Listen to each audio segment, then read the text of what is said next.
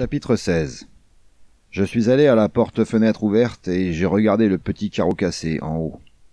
Au lieu de simplement faire un trou, la balle venant du pistolet de Carmen avait brisé le verre, comme si on lui avait porté un coup. Il y avait un petit trou dans le plâtre, qu'un œil attentif verrait assez vite. J'ai tiré les rideaux devant le carreau brisé, et j'ai sorti le pistolet de Carmen de ma poche. C'était un Bunker Special, calibre 22, à cartouche à tête creuse. La crosse était en nacre, et sous la crosse, il y avait une petite plaque en argent avec gravé dessus « Pour Carmen, de la part d'Owen ». Elle les rendait tous gaga. J'ai remis le pistolet dans ma poche, je me suis assis près de Brody, et j'ai fixé ses yeux bruns et vides. 1 minute s'écoula. La blonde arrangeait son visage à l'aide d'un miroir de poche.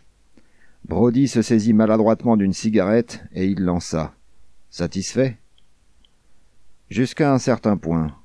Pourquoi t'es-tu attaqué à Madame Reagan, et non pas au vieux ?»« Le vieux, je l'avais déjà saigné une fois, il y a environ 6 ou 7 mois. Je me suis dit qu'il pourrait en avoir marre et appeler la police. »« Et qu'est-ce qui t'a fait penser que Madame Reagan ne lui en parlerait pas ?» Il a réfléchi là-dessus avec une certaine attention en fumant sa cigarette et en scrutant mon visage. Finalement, il a dit « Tu la connais bien ?»« Je l'ai rencontrée 2 fois. Tu dois bien mieux la connaître que moi pour avoir tenté de la faire cracher avec la photo. » Elle vadrouille pas mal, je me suis dit qu'elle avait peut-être quelques bons plans qu'elle voudrait cacher au vieux, je me suis dit qu'elle pourrait facilement trouver 5000. C'est un peu léger, dis-je, mais passons, t'es dans la dèche, hein? Ça fait 1 mois que je secoue mes 2 copecs en essayant de leur faire des petits. Tu fais quoi dans la vie? Assurance, j'ai un bureau à l'agence de Puss Walgreen, Full Rider Building, au coin de Western et Santa Monica. Quand tu déballes. Les bouquins sont ici dans ton appartement? Il fit claquer ses dents et danser sa main brune. Peu à peu, ses manières retrouvaient leur aplomb. Ça va pas, non, dans un garde-meuble? Tu les as fait apporter ici par un homme, et ensuite tu as fait venir une entreprise de garde-meubles pour les emmener aussitôt? Bien sûr, je n'allais pas les déménager directement depuis la boutique de Geiger, hein? Tu es intelligent, dis-je avec admiration. As-tu encore des choses compromettantes ici? Il eut à nouveau l'air anxieux. Il secoua vivement la tête. C'est bien, lui dis-je. J'ai encore regardé Agnès. Elle avait fini son ravalement de façade, et elle fixait le mur, le regard vide, écoutant à peine. Par contre-coup de la tension et du choc qu'elle avait subi, son visage était léthargique. Brody me lança un coup d'œil inquiet. Alors? Comment es-tu tombé sur la photo? Il se renfrogna. Écoute, tu as eu ce que tu voulais, et tu as eu un très bon prix. Tu as fait du super boulot. Maintenant, va le vendre à ton chef. Je suis propre. Je ne sais rien au sujet d'une quelconque photo. N'est-ce pas, Agnès? La blonde ouvrit les yeux, et elle le sonda d'un air vague mais pas flatteur. Un gars à moitié intelligent, dit-elle, en reniflant tristement. Je suis toujours tombé sur des gars comme ça. Jamais un gars intelligent à 100%, jamais. Je lui souris. Vous ai-je fait beaucoup mal à la tête? Oui, vous et tous les autres hommes que j'ai rencontrés. J'ai à nouveau regardé Brody. Il pinçait sa cigarette avec fébrilité. Sa main semblait trembler légèrement. Son visage brun de joueur de poker était toujours calme.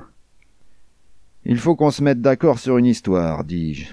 Par exemple, Carmen n'est pas venue ici. C'est très important. Elle n'est pas venue ici. Ce que vous avez vu, c'était une vision. Hein, dit Brody, narquois. Si tu le dis, mon ami, et si... Il leva la main, la paume vers le haut, joignit les doigts et fit doucement rouler son pouce sur son index et son majeur. J'ai hoché la tête. On verra. Il pourrait y avoir une petite contribution, mais ça ne sera pas en billets de 1000. Maintenant, où as-tu eu la photo? Un type me l'a filé. Un type que tu as juste croisé dans la rue. Tu ne pourrais pas le reconnaître. Tu ne l'avais jamais vu avant. Brody bâilla. Elle est tombée de sa poche, dit-il en me regardant de travers. Tu as un alibi pour la nuit dernière, face de poker? Bien sûr, j'étais tout simplement ici. Agnès était avec moi. Ok, Agnès? Je commence à me sentir à nouveau désolé pour toi, dis-je. Ses yeux s'ouvrirent brusquement en grand, et sa bouche se fit béante, la cigarette en équilibre sur sa lèvre inférieure. Tu te crois intelligent, mais tu es tellement stupide, lui dis-je.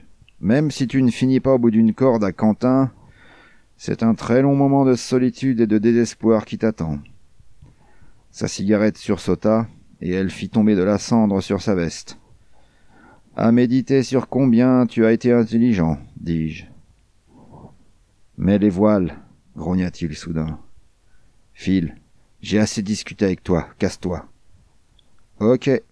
Je me suis levé, je suis allé au grand bureau en chêne, j'ai sorti ces 2 pistolets de mes poches et je les ai posés côte à côte sur le buvard, les canons parfaitement parallèles. J'ai ramassé mon chapeau sur le sol à côté du Davenport et je me suis dirigé vers la porte. Brody glapit. « Hé !» Je me suis retourné et j'ai attendu. Sa cigarette gigotait comme une poupée sur un ressort. « Tout est arrangé maintenant, hein ?» demanda-t-il. « Oui, bien sûr. Nous sommes dans un pays de liberté. On ne t'oblige pas à rester en dehors de la prison si tu n'en as pas envie. C'est-à-dire si tu es un bon citoyen. Es-tu un bon citoyen ?» Il se mit à m'observer en tripotant sa cigarette. Agnès la blonde tourna lentement la tête, et elle m'observa avec la même intensité. Leur regard contenait presque exactement le même mélange de sournoiserie, de doute et de colère rentrée. Tout à coup, Agnès leva ses ongles argentés, saisit l'un de ses cheveux, et d'un geste amer et sec, le cassa d'une torsion entre ses doigts. Brody dit d'un air tendu. « Tu n'iras pas chez les flics, mon pote. Pas si tu bosses pour les Sternwood. Je sais trop de choses sur cette famille. Tu as tes photos et tu as ton oseille. Va-t'en vendre tes papiers. » « Décide-toi, dis-je. Tu me dis de me barrer, je suis sur le point de sortir, tu m'appelles, je m'arrête, et maintenant, je suis à nouveau sur le point de sortir. C'est bien ça que tu veux. » « Tu n'as rien du tout sur moi, dit Brody. « Non, simplement 2 meurtres. Ça ne change pas grand-chose dans ton milieu. » Il fit un bond de quelques centimètres seulement, mais on aurait dit qu'il avait sauté au plafond. Tout autour de l'iris couleur tabac de ses yeux, on voyait le blanc de sa cornée. Dans la lumière de la lampe, la peau brune de son visage avait une teinte verdâtre. Agnès la blonde émit un sourd gémissement animal, et elle plongea sa tête dans un coussin au bout du Davenport. Je n'ai pas bougé, et j'ai admiré la longue ligne de ses cuisses. Brody humecta lentement ses lèvres et dit « Assieds-toi, mon ami, j'ai peut-être encore quelque chose pour toi. » Ça veut dire quoi, cette blague au sujet des 2 meurtres ? Je me suis appuyé contre la porte. « Où étais-tu la nuit dernière, vers 7h30, Joe ?» Sa bouche s'affaissa sinistrement, et il se mit à regarder le sol. « Je surveillais un type qui avait un bon business, et je me disais qu'il avait besoin d'un partenaire. Geiger. Je le surveillais de temps en temps pour voir s'il était en liaison avec des gars de la pègre. Je me disais qu'il avait des amis, sinon il ne ferait pas son business en plein air. Mais c'était pas ses amis qui allaient chez lui, juste des gonzesses. »« Tu ne l'as pas surveillé d'assez près, dis-je. Continue. » À la nuit dernière, je suis là, dans la rue, en bas de la maison de Geiger. Il pleut fort. Je suis coincé dans mon coupé et je vois rien. Il y a une voiture devant chez Geiger, et une autre un peu plus haut sur la colline. C'est pour ça que je reste en bas. Il y a une grosse Buick garée là où je suis, et au bout d'un moment je m'approche, et je mate à l'intérieur. Elle est au nom de Vivian Reagan. Il ne se passe rien, alors je file. C'est tout. Il fit un geste avec sa cigarette. Ses yeux parcoururent mon visage. « C'est plausible, dis-je. Tu sais où est cette Buick maintenant ? » ?»« Pourquoi le saurais-je ? » ?»« Dans le garage du shérif. On l'a sortie de sous 4 mètres d'eau, près de la jetée de pêche de Lido ce matin. Il y avait un mort à l'intérieur. On l'a assommé, on a dirigé la voiture vers la jetée, et on a tiré l'accélérateur à main. » Brody respirait fortement. Il ne cessait de tapoter du pied. « Bon Dieu, bonhomme, tu peux pas me coller ça sur le dos, » dit-il d'une voix sourde. « Et pourquoi pas ? La Buick était en bas de chez Geiger, selon toi. Eh bien, ce n'est pas Madame Reagan qui est sortie avec. C'est son chauffeur, un garçon nommé Owen Taylor, qui est sorti avec. Il s'était rendu chez Geiger pour lui dire 2 mots, car Owen Taylor en pinçait pour Carmen, et il n'appréciait pas le genre de jeu auquel Geiger jouait avec elle. Il est entré par derrière avec un pied de biche et un pistolet, et il est tombé sur Geiger en train de prendre une photo de Carmen complètement nue. Alors son pistolet a tiré, comme ça arrive parfois au pistolet, et Geiger est tombé raide mort. Et Owen s'est enfui. mais pas sans emporter le négatif de la photo que venait de prendre Geiger. Alors tu l'as couru après, et tu lui as pris la photo. De quelle autre façon aurais-tu pu t'en emparer? Brody se lécha les lèvres. Ouais, dit-il, mais ça ne veut pas dire que je l'ai buté. C'est vrai, j'ai entendu les coups de feu, et j'ai vu cet assassin dévaler l'escalier de derrière, monter dans la butte et partir.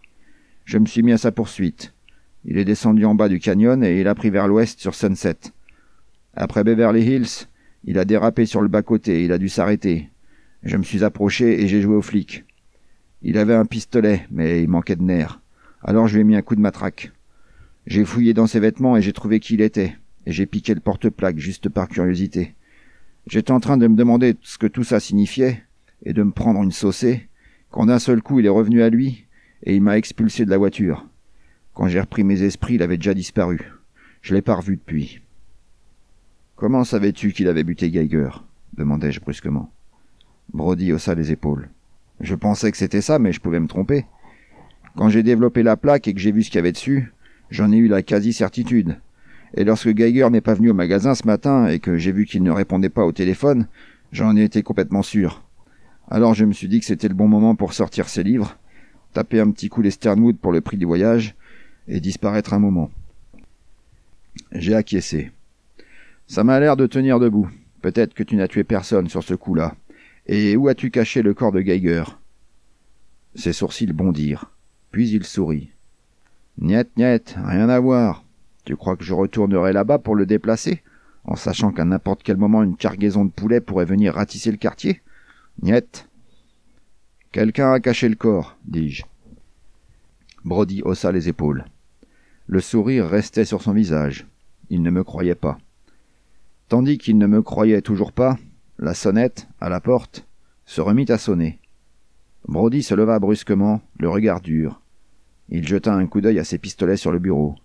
« Et la voilà qui revient, » grogna-t-il. « Si c'est elle, elle n'a pas son pistolet, » le réconfortai-je. « Tu n'as pas d'autres amis ?»« Si, un seul, à peu près, » grogna-t-il. « J'en ai marre de cette gamine et de cette traquenard. » Il est allé prendre le colt sur le bureau, et en le tenant le long de son corps, pointé vers le bas, il s'est approché de la porte. Il a mis la main gauche sur la poignée, il l'a pressée, il a ouvert la porte d'une 30aine de centimètres et il s'est penché dans l'ouverture, serrant le pistolet contre sa cuisse. Une voix dit « Brody ?» Brody a dit quelque chose que je n'ai pas entendu. Les deux rapides détonations furent étouffées. Le pistolet avait dû être bien plaqué sur le corps de Brody. Il bascula en avant contre la porte, et le poids de son corps la fit se refermer avec un grand bruit. Il glissa le long du bois.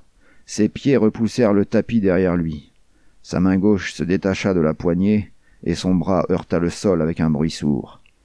Sa tête était coincée contre la porte. Il ne bougeait pas. Le colt était rivé à sa main droite. D'un bond, j'ai traversé la pièce, j'ai fait rouler son corps pour pouvoir ouvrir la porte, et je m'y suis engouffré.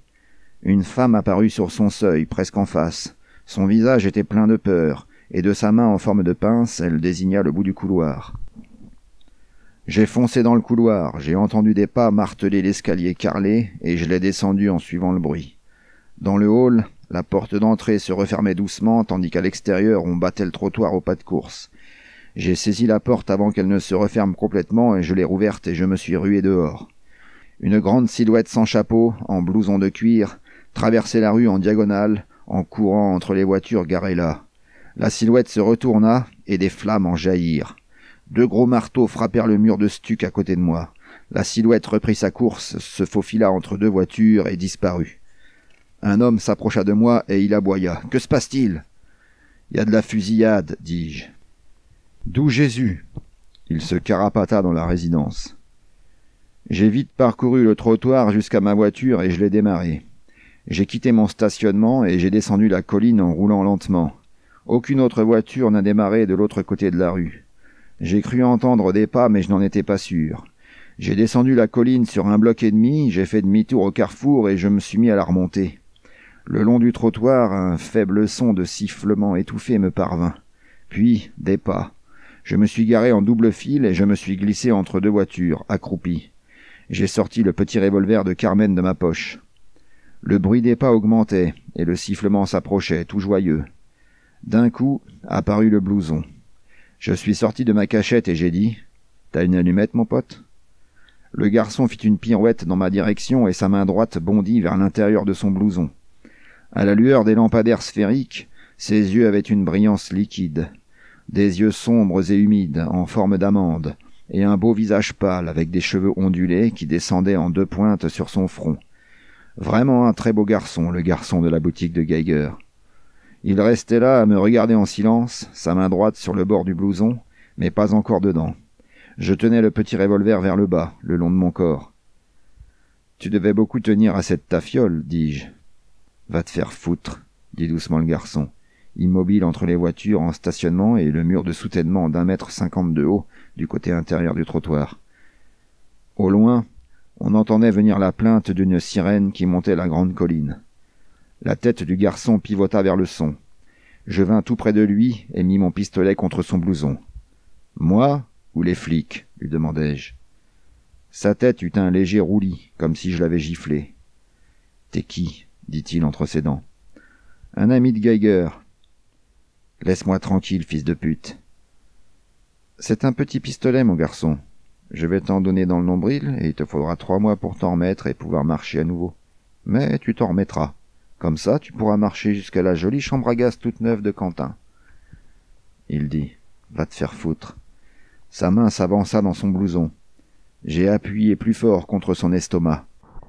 Il eut un long et doux soupir, retira la main de son blouson et la laissa pendre à son côté. Ses larges épaules s'affaissèrent. « Tu veux quoi ?» chuchota-t-il. J'ai mis la main dans son blouson et j'en ai sorti l'automatique. « Va dans ma voiture, mon garçon. » Il passa devant moi et je le poussai par derrière. Il monta dans la voiture. « Au volant, mon garçon, tu conduis. » Il se glissa derrière le volant et je montai dans la voiture à côté de lui. Je dis « Laisse la patrouilleuse monter la colline, ils penseront qu'on s'est garé après avoir entendu la sirène. Après tu fais demi-tour, on descend la colline et on va à la maison. » J'ai rangé le pistolet de Carmen et j'ai mis l'automatique contre les côtes du garçon. J'ai regardé derrière par la vitre. Le gémissement de la sirène était très fort maintenant. 2 lumières rouges grandirent au milieu de la rue. Elles grandirent encore, ne firent plus qu'une, et la voiture nous dépassa à toute vitesse dans un sauvage tourbillon sonore. « Allons-y, dis-je. » Le garçon fit faire un demi-tour à la voiture et commença à descendre la colline. « On va à la maison, dis-je, à Laverne Terrace. » Ses lèvres lisses tressaillirent. Il tourna vers l'ouest sur Franklin. « T'es pas un gars bien malin, c'est quoi ton nom ?»« Carol Lundgren, » dit-il d'une voix morte. « Tu as descendu le mauvais bonhomme, Carol. Joe Brody n'a pas plombé ta tafiole. » Il m'a dit 4 mots, et il a continué à rouler.